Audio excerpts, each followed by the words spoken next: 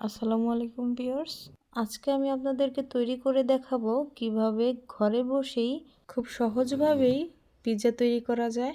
আর আজকে এটা আমি চুলায় বা ওভেনে নয়, রাইস কুকারে তৈরি করে দেখাবো।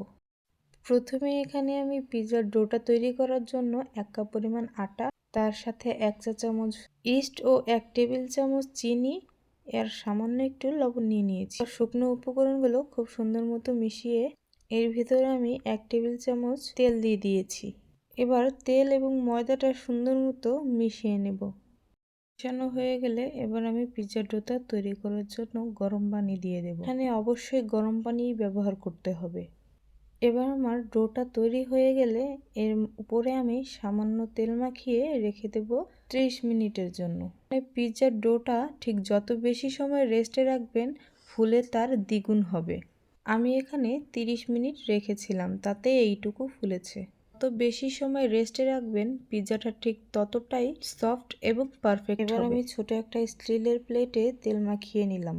আপনারা আপনাদের সুবিধা মতো যে কোনো স্টিলের প্লেটে নিয়ে নিতে পারেন। আর আমি ডোটাকে ঠিক এরকমভাবে হাত দিয়ে চেপে চেপে সুন্দর মতো ছড়িয়ে দিয়েছি এবং কাঁটা চামচের সাহায্যে একটু কুচিয়ে নিলাম। এখানে আমি ডোটার উপরে ঘরে বানানো পিৎজা সস দিয়ে দিচ্ছি। আপনারা চাইলে রেসিপিটা আমার চ্যানেল থেকে দেখে নিতে পারেন। তারপরে এখানে আমি দিয়ে দিয়েছি 2 চা চামচের মতো টমেটো কেচাপ।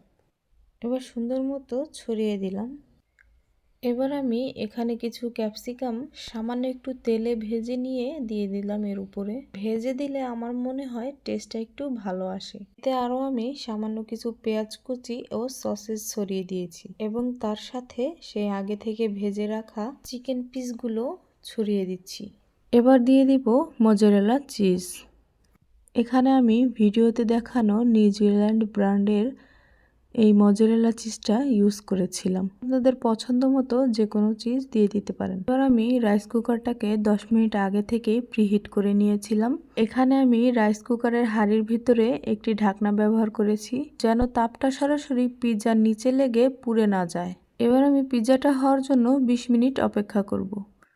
ঠিক 20 মিনিট পর এখানে আমার পিৎজাটা দেখুন কত সুন্দর মতো তৈরি হয়ে গেছে। এবার আমি আপনাদেরকে পিৎজাটাকে কাট করে দেখাচ্ছি। দেখেই হয়তো বোঝা যাচ্ছে পিৎজাটা কতটা পারফেক্ট এবং চিজে ভরপুর। আমি চেষ্টা করেছি খুব সহজভাবে রেসিপিটা আপনাদের সামনে উপস্থাপন করার জন্য। আপনারা চাইলে আমার রেসিপিটা ফলো করে বাসায় তৈরি করে ফেলতে পারবেন এরকম মজাদার পিৎজা। এবং আমার রেসিপিটি যদি আপনাদের কাছে ভালো লেগে থাকে তাহলে আমার চ্যানেলটিকে সাবস্ক্রাইব করতে ভুলবেন না।